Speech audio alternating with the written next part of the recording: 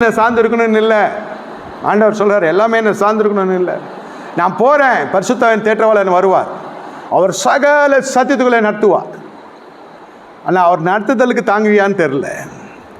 சபையே அவர் நடத்துதலுக்கு தாங்கி வைக்கலாம். நோய் வந்த ஆண்டவர் அக்னி அபிஷேகம் வேணும். கர்த்தருடைய ஆவி எங்கே உண்டோ அங்கே விடுதலை உண்டு. அந்த கொப்பலை மறையணும், அந்த கட்டி மறையணும். ஆஸ்பத்திரிக்கு போனால் செலவு அதிகம், அந்த மாதிரிலாம் ஜெபிக்கிறவங்க இருக்கிறாங்க. நான் சொல்கிறேன் அதெல்லாம் வேணாம். முன்னமே இந்த உயிர்த்தெழுதலுக்குள்ளே வாங்க, அனுப்புங்க, கூட இருங்க. சரீர பிரகாரமாக பிதா குமாரனோடு இல்லை. பிதா இல்லைன்னு யாருமே சொல்ல முடியாது. நம்ம நேற்று பைபிள் தூக்குறவங்க வரைக்கும், நேற்று ரட்சிக்கப்பட்ட வரைக்கும் பிதாவை தெரியும், பார்த்ததில்லை. அதுதான் பிதா. இருப்போம், கூட இருப்போம். போங்க போங்க. அவங்க வந்து சொல்லுவாங்க இந்த மாதிரிலாம் ஆச்சா, சரி சந்தோஷம். தோல்வியாக இருந்தால் கற்றுக்கொள்கிறீங்க, ஜெயமாக இருந்தால் ஜெயிச்சு வந்திருக்கு சாட்சி சொல்கிறீங்க, அவ்வளோதான். பிதாவினுடைய சாயல் சொல்கிறேன். வெளியில் மாம்சம் காட்டணும் அவசியமே இல்லை. நான் வரேன், உனக்கு முன்னே நான் போகிறேன். அது வந்து ஆவிக்குரிய ரீதியிலே கற்று சொல்கிறேன். உனக்கு முன்னே நான் போகிறேன்றது, நான் உன் கூட இருக்கிறேன்றது எதையுமே நிரூபித்து காட்ட முடியாது. தாய் தகப்பனுக்கும் சொல்கிறேன், நீங்கள் தான் பெற்றோர், யாரும் மறுதளிக்கலை.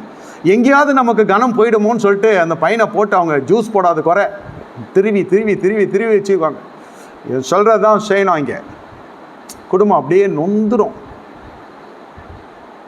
எல்லாரும் சொல்லுவாங்க 3-4 மனுஷங்களாம் அது கொஞ்ச நாள் இருந்து இறந்துருவாங்க. அதெல்லாம் கிடையாது. இது 20-30 வருஷம் இருக்கும்.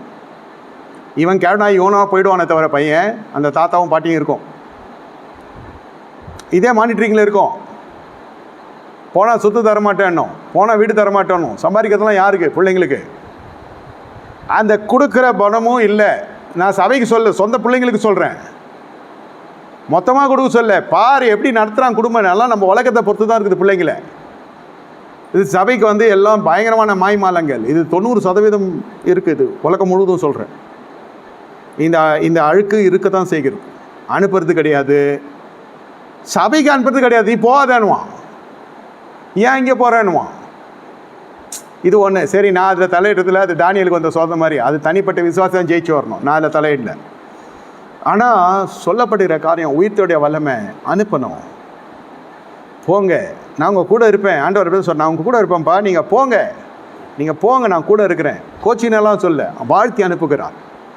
அப்புறம் என்ன சொல்கிறார்? வாழ்க. உயிர்த்தருடைய பெரிய காரியமே வாழ்க. என்ன வாழ்க?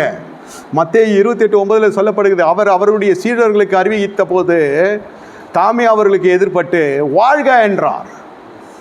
எழுமி போய் வாழ்கன்னு வாழ்த்துறாரு. அவன் பார்த்துட்டு பார்க்காத போகிறானோ இல்லையோ, போய் வாழ்க. எப்பொழுது உயிர்த்தெழுதல் வல்லமை